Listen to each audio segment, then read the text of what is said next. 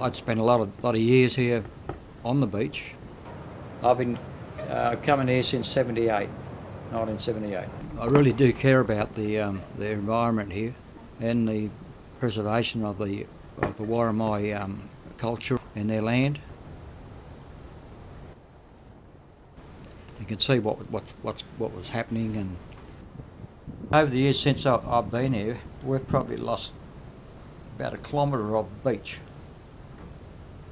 It's just eaten away and eaten away, and in the last 12 months with the big storms that we've had, it just took a lot more of it away. So with the big seas and the traffic and everything, it's all eroded. The frontal dunes are eroded away, and now we're open to the sea now. We had a big storm in June here. The water come through. It come through about 1/2 metre high or a bit more. Hit 3 huts. It didn't do a lot of damage to them, but it was very frightening. It wasn't only the storms. There was an increase of traffic. The quads.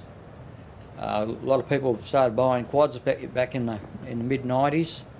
So people come from all over the place, Sydney and everywhere, bring their quads up here and racing around on the dunes, and they're just chopping the place up. Some terrible chopped up all the vegetation, and we've had up to 14 huts.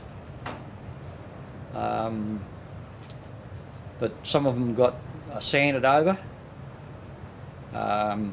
Some collapsed and that, and some of the blokes come back and rebuilt them.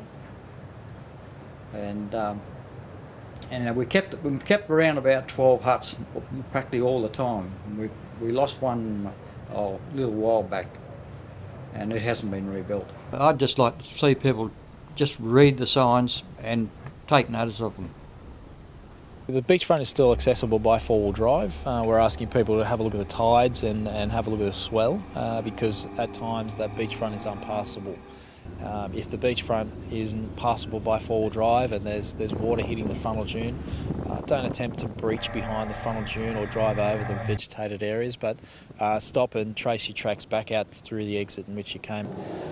Currently there's no camping permitted also. That's due to the erosion and the frontal beach conditions with the high tide and large swell still overtopping the frontal dune system. Camping will be identified in the plan of management, which will be coming out in draft form sometime before the end of this year.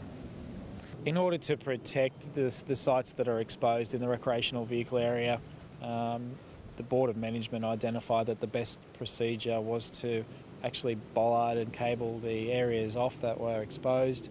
This vandalism that's happened has been deliberate.